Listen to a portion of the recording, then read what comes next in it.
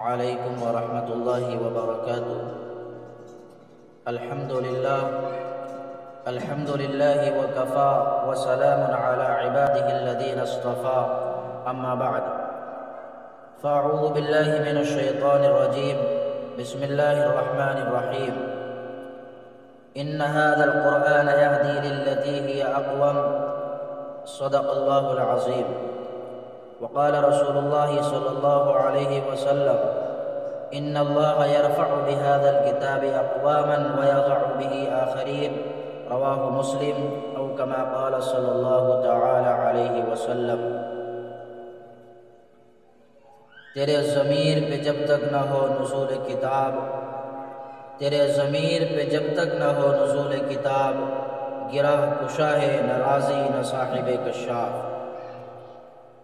محترم سامعین، عظمت قرآن، اس سلسلے میں آپ کے سامنے وضاحت کرتا ہوں، بغور سماعت فرمائیں کہ قرآن پاک کی عظمت کیا ہے۔ قرآن پاک اللہ تبارک و تعالیٰ کی نازل کی ہوئی کتاب ہے۔ قرآن قانون ہے، قرآن معجزہ ہے۔ قرآن پاک کے ذریعے دلوں کو تسکین ملتی ہے۔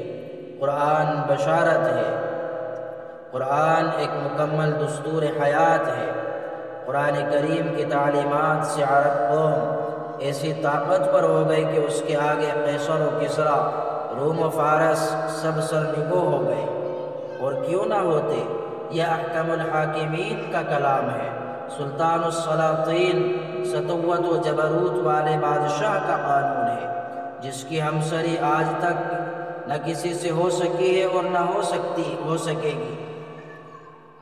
کلام الہی کی فضیلت تمام کلاموں پر اللہ کی فضیلت کی طرح ہے مخلوق پر۔ ترمذی شریف کی روایت ہے: فضل کلام اللہ علی سائر الکلام کفضل اللہ علی خلقی۔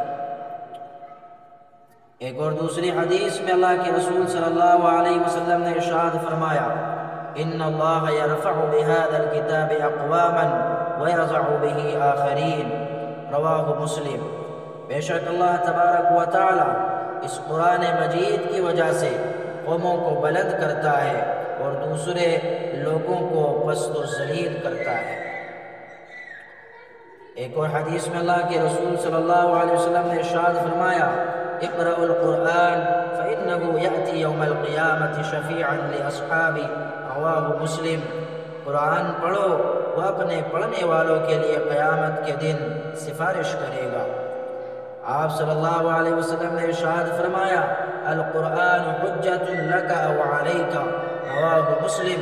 قرآن کریم تیرے لیے حجت یا تیرے خلاف۔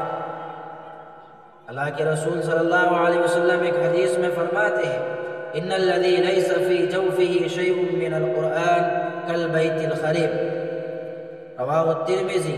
جس کو قرآن کریم یاد نہیں وہ ویران گھر کی طرح ہے۔ معزز سامعین کرام، قرآن پاک اللہ تبارک و تعالیٰ کا کلام اور امت مسلمہ کی روح ہے۔ وہ تڑپتے دل کی فریاد اور سسکتی روح کا علاج ہے۔ اس نے درندہ صفت انسانیت کو جھنجھوڑ کر ایک حیات آفری پیغام دیا۔ ظلم و بربریت کی خونین دلدل میں پھنسے ہوئے انسانوں کو امن و انصاف عطا کیا۔ اس نے بددوؤں کو ساربان و سالار کارواں بنایا۔ اس نے گونگوں کو زبان عطا کی، فصاحت و بلاغت کے شہسواروں کو چیلنج کیا۔ اس نے احتساب نفس اور احتساب کائنات کے پیغام سے دنیا کو روشناس کرایا اور پوری انسانیت کو بیدار کر کے ان کے دلوں میں عزت و حرمت، امانت و دیانت، عصمت و عفت، مروت و شجاعت، کرم و سخاوت اور صالح معاشرے کی تعمیر کی۔ اس کے ایک ایک لفظ، ایک ایک کلمہ اور ایک ایک طرز تعبیر نے کائنات پر گہرا اثر ڈالا۔ جسے قرآن کریم کے کلام الہی ہونے میں کوئی شک ہے تو اسے کھلا چیلنج خود قرآن کریم نے دیا ہے۔ سورہ بنی اسرائیل میں اللہ تبارک و تعالی ارشاد فرماتے ہیں: قُلْ لَئِنِ اجْتَمَعَتِ الْإِنسُ وَالْجِنُّ عَلَىٰ أَن يَأْتُوا بِمِثْلِ هَٰذَا الْقُرْآنِ لَا يَأْتُونَ بِمِثْلِهِ وَلَوْ كَانَ بَعْضُهُمْ لِبَعْضٍ ظَهِيرًا۔ آیت نمبر 28۔ آپ صلی اللہ علیہ وسلم بتا دیجئے کہ اگر تمام انسان اور جنات مل کر اس قرآن کی طرح کتاب لانا چاہیں گے تب بھی ایسا قرآن نہیں لا سکیں گے، اگرچہ وہ ایک دوسرے کی مدد بھی کریں۔ قرآن مجید نے بار بار یہ چیلنج کیا ہے، قُلْ فَأْتُوا بِعَشْرِ سُوَرٍ مِثْلِهِ، سورہ ہود، قرآن کی طرح 10 صورتیں ہی لے آؤ۔ اگر اس کی بھی طاقت نہیں تو سورہ بقرہ آیت نمبر 23 میں فرمایا وَإِن كُنتُمْ فِي رَيْبٍ مِّمَّا نَزَّلْنَا عَلَىٰ عَبْدِنَا فَأْتُوا بِسُورَةٍ مِّن مِّثْلِهِ وَادْعُوا شُهَدَاءَكُم مِّن دُونِ اللَّهِ إِن كُنتُمْ صَادِقِينَ۔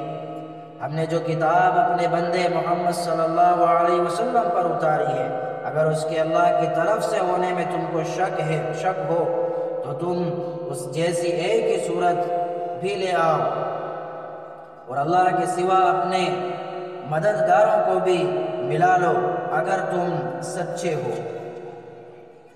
سورہ طور میں فرمایا کہ فَلْيَأْتُوا بِحَدِيثٍ مِّثْلِهِ، بلکہ قرآن کی آیتوں کے مانند ایک ہی لا کر بتاؤ۔ دوستو، قرآن پاک اللہ تبارک و تعالیٰ نے نازل فرمایا ہے، اور اللہ تبارک و تعالیٰ ہی نے خود اس کی حفاظت کا ذمہ لیا ہے۔ سورہ حجر میں فرمایا اِنَّا نَحْنُ نَزَّلْنَا الذِّكْرَ وَإِنَّا لَهُ لَحَافِظُونَ، ہم ہی نے قرآن مجید کو اتارا ہے اور ہم ہی اس کی حفاظت کرنے والے ہیں۔ ایک شاعر نے کہا فانوس بن کے جس کی حفاظت ہوا کرے، فانوس بن کے جس کی حفاظت ہوا کرے، وہ شمع کیا بجھے جسے روشن خدا کرے۔ معزز سامعین کرام، یہی وجہ ہے کہ قرآن کریم اتنا عظیم ہے، اس میں علم و معرفت کے خزانے بھی ہیں، اور تجارت و معاشرت کے اصول بھی، اس میں تغیر پذیر زمانے کے لیے روشن ضابطہ بھی ہے، اور متمدن دنیا کے لیے ضابطۂ اخلاق بھی۔ آج دنیا اگر رفعت و عظمت حاصل کرنا چاہتی ہے تو وہ صرف اور صرف اس قرآن کی وجہ سے کر سکتی ہے۔ عزت و سکون اگر نصیب ہو سکتا ہے تو اسی قرآن حکیم کی بدولت۔ مبارک ہیں وہ لوگ جو قرآن کو سینے سے لگائے رکھتے ہیں اور اس کی عزت و عظمت میں اپنی توقیر سمجھتے ہیں۔ علامہ اقبال رحمۃ اللہ علیہ نے کہا وہ معزز تھے زمانے میں مسلمان ہو کر، وہ معزز تھے زمانے میں مسلمان ہو کر، اور ہم خوار ہوئے تاریک قرآن ہو کر۔ اللہ تبارک و تعالیٰ سے دعا ہے کہ اللہ تبارک و تعالیٰ ہم سب کو بھی اس کی توفیق عطا فرمائے اور قرآن مجید کے احکام پر عمل کرنے کی توفیق عطا فرمائے۔ آمین ثم آمین۔ وآخر دعوانا ان الحمد للہ رب العالمین۔ السلام علیکم ورحمۃ اللہ وبرکاتہ۔